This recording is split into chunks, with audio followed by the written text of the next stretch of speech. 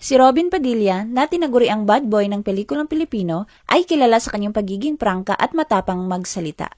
Dahil dito, ilang ulit na rin siyang nasangkot sa mga alitan at kontrobersya sa showbiz at politika, na lalong nagpatibay sa kanyang makulay na reputasyon sa publiko. The Philippine Showbiz List presents mga celebrities na nakabangayan ni Robin Padilla. Richard Gomez. Isa sa pinakatanyag na pisikal na alitan ni Robin Padilla sa showbiz ay ang bangayan nila ng kapwa action star na si Richard Gomez. Bagamat iniuugnay noon kay Sharon Cuneta ang away, si Kris Aquino ang tunay na naging ugat nito.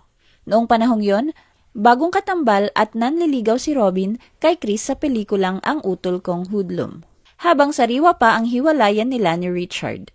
Lalong uminit ang tensyon matapos makarating kay Robin ang ulat na tinawag umano siyang lampa na itinuturing niyang matinding insulto. Ang personal na galit ay sumabog sa harap ng libo-libong tao noong August 1991 sa ginanap na Star Olympics sa Ultra. Ayon sa mga saksi, nang sandaling lumingon sa ibaba si Richard upang ayusin ang kanyang sapatos o gamit, bigla siyang nilapitan ni Robin at binanata ng isang sucker punch sa mukha. Dahil sa suntok na yon, agad na sumiklab ang isang malaking rambulan sa gitna ng stadium sa pagitan ng mga kasamahan ni Robin at mga kaibigan ni Richard. Kinailangan pang mamagitan ng mga sikat na personalidad gaya ng yumaong si Rudy Fernandez upang palamigin ang sitwasyon at ihiwalay ang dalawa. Dahil anak ng nakaupong Pangulong Cory Aquino si Kris, naging pambansang issue ang away ng dalawa. Personal silang ipinatawag sa Malacanang upang mag-ayos at magkamay sa harap ng Pangulo. Upang mabigyan sila ng pagkakataong mag-usap bilang mga lalaki, iniwan sina Robin at Richard sa isang private room sa loob ng palasyo. Sa halip na magkaayos, doon sumiklab ang ikalawang round ng suntukan. Sa panayam ni Robin, inamin niya na hinarap siya ni Richard sa loob ng silid dahil sa ginawa niyang sucker punch sa Ultra. Doon ay nagpalitan muli sila ng mga suntok ng pribado bago sila tuluyang napaawat ng mga pumasok na security. Sa mga sumunod na taon, parehong inamin na Richard at Robin na ang alitan ay matagal nang nakaraan at wala nang naiwang sama ng loob. Bibi Gandang Hari. Isa sa pinakapersonal at emosyonal na kontrobersyang kinaharap ni Robin ay ang naging tensyon nila ng kanyang kapatid na si Bibi na kilala din bilang si Rustom. Nagbago ang lahat nang lumabas siya sa publiko upang aminin ang kanyang tunay na gender identity. Inamin ni Bibi na labis siyang nasaktan dahil hindi siya matanggap ni Robin, bunsod ng relihiyon at mga prinsipyo nito sa buhay. Dahil dito, naputol ang kanilang komunikasyon at lumipad si Bibi patungong Amerika upang doon magsimula ng bagong buhay nang walang suporta mula sa kanyang pamilya. Hanggang sa sumiklab ang lantarang bangayan ng magkapatid noong kasagsagan ng pandemya dahil sa mga patutsada sa internet. Nag-live sa Instagram ang asawa ni Robin na si Mariel Rodriguez kung saan nakiusap si Robin kay Bibi na tigilan na ang pagtatampo dahil mahal naman daw siya ng pamilya. Ito ay tugon ni Robin matapos maglabas ng lungkot si Bibi nang lumabas ang peking balita na patay na siya sa Amerika ngunit walang nangumusta sa kanyang mga kapatid. Labis na ikinagalit ni Bibi ang ginawa ni Robin. Sa kanyang vlog, tahasang tinawag niya na ipokrito at isang public stunt ang pahayag ni Robin. Sa paglipas ng panahon, nagkapatawaran ang dalawa. Inamin ni Robin na labis niyang pinagsisisihan ang mga taong hindi niya kinausap ang kapatid. Angel Locsin. Hayagan na nagkaroon ng magkaibang paninindigan at mainit na diskusyon sa telebisyon at social media si Robin at Angel. Sa isang episode ng Pilipinas Got Talent noong 2018, naging sentro ng usapan ang dalawa matapos silang magkaroon ng hindi pagkakaunawaan habang nagja-judge sa programa.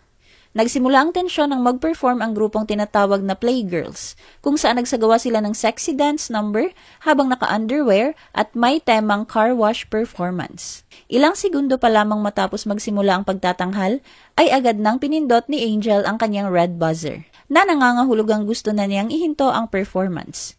Ipinaliwanag ni Angel na hindi niya kayang suportahan ang ganitong klase ng pagtatanghal, lalo na kung ang mga kababaihan ay kailangang magsayaw ng halos naka-underwear para lamang makakuha ng atensyon sa kompetisyon.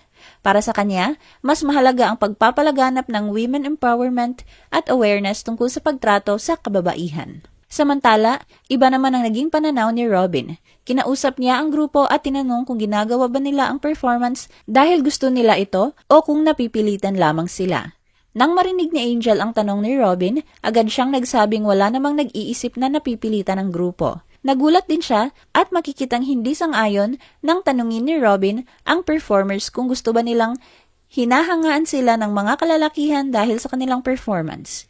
Kaya hinarap niya ito sa ere at tinanong ng, "Seryoso ka?" Agad namang humingi ng paumanhin si Robin kay Angel at nilinaw na hindi niya ito kinokontra.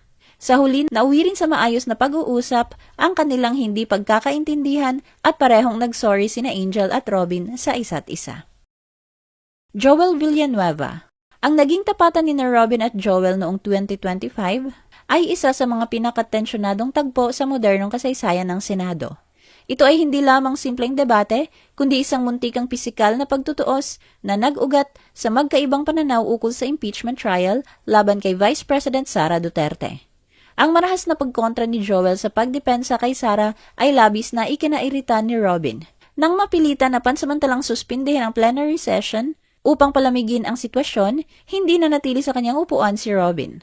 Galit siya na tumayo at agresibong nilapitan si Joel. Habang naghahamong nakatitig ng masama, narinig ng mga mambabatas at makikita na hinamon ni Robin si Joel.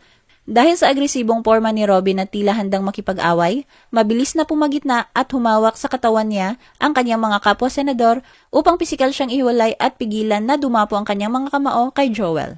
Nang formal nang mag-convene ang impeachment court, unti-unting nagbago ang ihip ng hangin. Upang maibalik ang formal na decorum sa loob ng session hall, nagkusang lumapit si Robin kay Joel upang humingi ng paumanhin sa kanyang naging marahas na reaksyon. Bagamat nagkapatawaran sa session floor, nag-iwan pa rin ito ng lamat sa politika.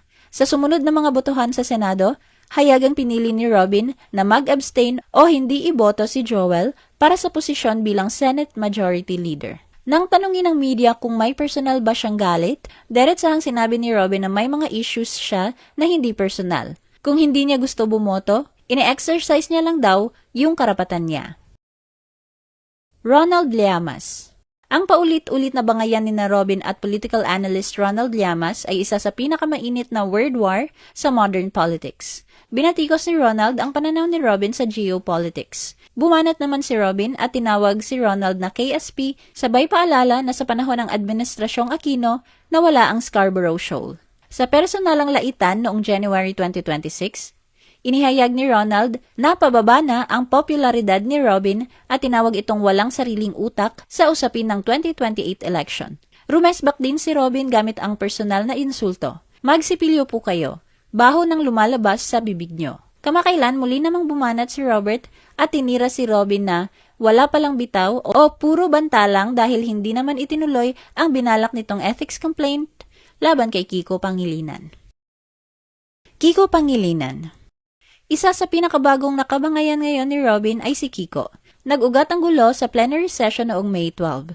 Dito naghayag si Robin ng simpatsya sa kaalyadong si Senator Bato de la Rosa na may nakaambang warrant of arrest mula sa International Criminal Court. Sabay umapila siya sa mga kapwa-senador na magkaisa sa pagprotekta kay Bato na nasa kustodiyan ng Senado ngayon. Nagpaalala naman si Kiko na hindi dapat talakayin sa plenary ang issue dahil may hiwalay na komite na para rito. Hindi pa tapos magsalita si Kiko nang sinubukan ni Robin na sumingit nang bahagyang tumaas ang boses. Hindi naman pumayag si Kiko na basta na lang siyang i-interrupt ni Robin, kaya tinaasan din niya ang boses at idiniing hindi pa tapos ang oras niya para magsalita sa plenary. Labis itong ikinalungkot at ikinagalit ni Robin na agad nagreklamo sa presiding officer na si Senate President Pro Tempore Loren Legarda dahil sa kawalan ng respeto. Nang suspindihin ang sesyon upang palamigin ang mga ulo, lumapit si Kiko upang makipagkamay, ngunit hayagang tinanggihan at iniwasan ni Robin ang pakikipagkamay. Kunestyon niya kung nasa rules ba daw ng Senado na maaaring sigawan ang kapwa-senador. Ipinaliwanag ni Robin na bilang isang Muslim, labis na sensitibo at seryosong bagay sa kanyang kultura at pananampalataya ang sinisigawan ang isang tao. Idiniin niya na hindi niya matatanggap ang ginawa ng kapwa mambabatas maliban na lamang kung magpapakumbaba ito at maglalabas ng isang formal na public apology na on record sa plenaryo ng Senado. Lalong lumala ang sitwasyon nang mariing tanggihan ni Kiko ang hiling na formal na paumanhin at ituloy na lamang ang paghain ng ethics complaint. Dahil sa matigas na posisyon ni Kiko, muling isinuspinde ang sesyon. Kinumpirma ni Senate Sergeant-at-Arms Mau Aplaska na habang papunta sa Senator's Lounge, hinarap ni Robin si Kiko na nagbunga ng isang maingay na komosyon at tensyonadong argumentasyon sa pagitan ng dalawa. Mabilis namang pumagitna ang mga security upang ihiwalay ang dalawang senador bago pa ito humantong sa pisikal na suntukan. Ano ang masasabi mo sa video na ito? Mag-like o mag-react at huwag mahiyang mag-comment. For our YouTube viewers, huwag kalimutan mag-subscribe at i-hit ang notification button. At para sa aming Facebook viewers, mag-like at follow sa aming Facebook page para updated ka sa mga showbiz chika. Thanks for watching!